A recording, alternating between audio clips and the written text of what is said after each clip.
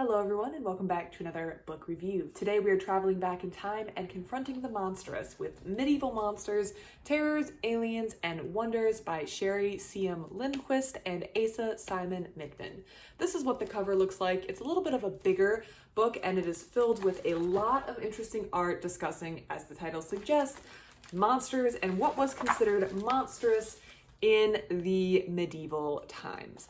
But first of all, if you are new here, I post new book reviews almost every single day on both fiction and nonfiction books, so if that sounds interesting to you, feel free to stick around. A little bit of background. My understanding on reading the introduction to this book is that this book was published in conjunction with an art show that was being exhibited in various art museums around the United States. So that explains why there is a focus on art as opposed to just being a more academic text which explores the idea of the monstrous in medieval society. So there's quite a bit of art that accompanies this, and there's lots of explanations on where the art comes from and information that might be surrounding the art piece in question. However, because the book is designed to accompany the art and the art you're going to be seeing in the exhibit, it also contains a number of essays on a variety of subjects. It's broken down into several sections. These sections are, as probably can be deduced in the content section right here, we have the introduction section, which just explains what this book is going to be about, terrors, aliens, wonders, and then a brief afterword. So this is how the authors have divided the items that you would have seen in the exhibits, but this book does not need to be accompanied with visiting the exhibits. I'm sure the exhibits have long since gone out of rotation, but it's just an interesting read on medieval monsters and what was viewed as monstrous in this time. So the focus on monster in medieval society includes what is a monster, who is a monster, where do monsters exist, do monsters have Christian souls that can be saved, what is the purpose of a monster in God's design of the world, things that really occupied the medieval mind. And of course, because these were things that occupied the medieval mind, it also worked their way into the art and the theology and the day-to-day life of people in this era. So we have books, we have texts, we have art, we have physically shaped objects like this item here, all of which depict these monsters which cropped up again and again in medieval society.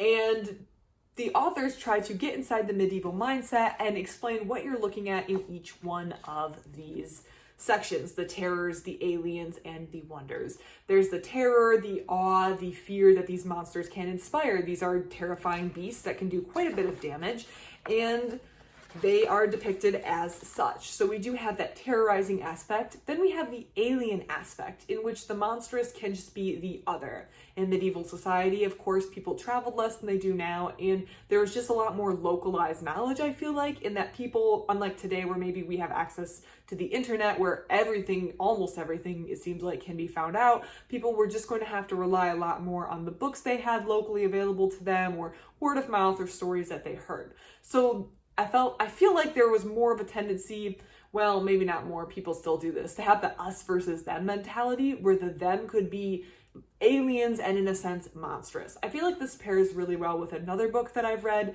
Basilisks and Beowulf, the review of which is on my channel, which discusses these borders and monsters and what is outside the borders of what we consider civilization, and people who can go between these borders, and the liminality of this all kind of comes together and plays together with this idea of monsters. And that kind of, to me, also reminded me of these aliens. They also just show how medieval art would sometimes depict people who lived amongst them but were frowned upon, maybe people who did not practice Christianity, such as Jews or Muslims, in different ways that would perceive them as monstrous because of these preconceived notions or prejudices that society had against them. So we have that aspect in the aliens section of the book.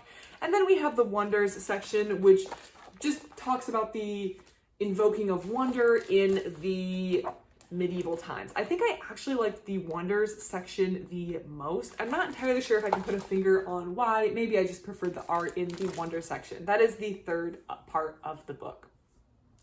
This book overall, I feel like, had a very good overview, a general overview, and I want to say this because it feels very general. It feels very high level, and I feel like things are painted with very broad strokes.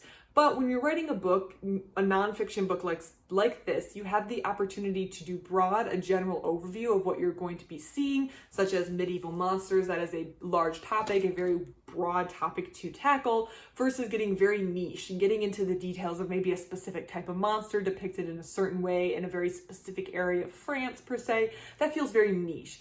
And when you get very niche, you can get all into the details and the nuances. And when you do a book like this, you're going to get more of a general overview where things are drawn or depicted with broad strokes. And that is definitely what you're getting here. In a book of this size, you cannot cover everything related to medieval monsters with all of the nuance that's really required for an in-detail look. That would require a much longer book, probably not one book, probably many books, probably many volumes over an entire series. So do know that this is a very general overview, and it depicts things with very broad strokes. The art was very, very beautiful. I do have to add, the art was really the highlight of this book more than the text, I do have to say. I feel like, especially when the art was given a full page like this to shine, you could really spend a lot of time looking at everything that was in the art, all the details, and the text that accompanied it did tell you kind of what to look at, which was helpful because as a layperson, I'm not an art historian. I don't know what I'm supposed to be looking at these, and it's sometimes helpful to have someone say, notice this, notice this, notice this, which is present in the text. You are getting some of that notice this, look here, this is what you're looking at, this is the symbolism of what you're looking at, which is helpful. However, I do say the art shines over the text because I feel like despite being a general overview, despite giving it the benefit of the doubt with knowing that they're not going to be able to get into the nuance, but they're going to have to depict these things with broad strokes, the book just was missing that extra spark that kind of made it come to life.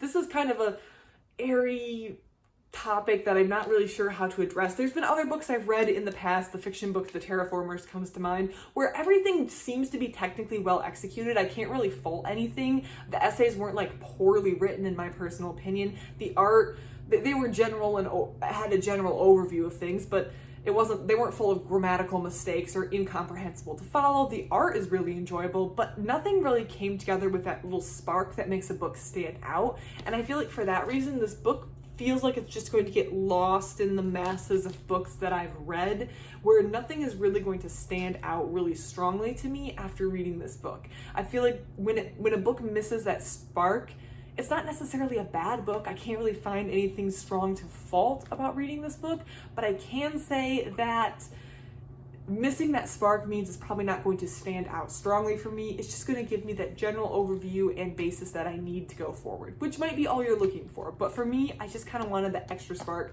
to push it to the next level.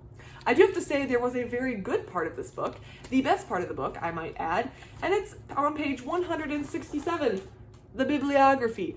When I read a book, and even if it's a book like this where I think maybe it could have been a little better, but it was still enjoyable or I enjoyed the topic, I always go for the bibliography because that's where I'm going to find all the related books on this topic that I can get from my library, that I can check out, and that I can read, which is exactly what I'm going to do. And I noticed that I must already have good taste because I've already read 2 books in the bibliography, including Image on the Edge by Michael Camille. The review of that is on my channel. And, oh my, and Medieval Monsters by Damien Kempf and Maria Gilbert. There are many pages of interesting books, and I have added many of these to my to-read list because they looked very interesting. The best part of this book is, in my opinion, without a doubt, the bibliography. This, I can confirm, has some gems in it because I enjoyed both Image on the Edge and Medieval Monsters already. I've already read them, but there seems to be a lot of other interesting topics covered back here that I have on my list of books that I would like to order and read because they just seem interesting. So in my personal opinion, that was the part that I got the most enjoyment out of when reading this book. If you've read this book or have any thoughts or comments on this book or the topic therein, please let me know in the comments below. I love to receive comments. Otherwise, thank you so much for watching, and I hope you have a great rest of your day.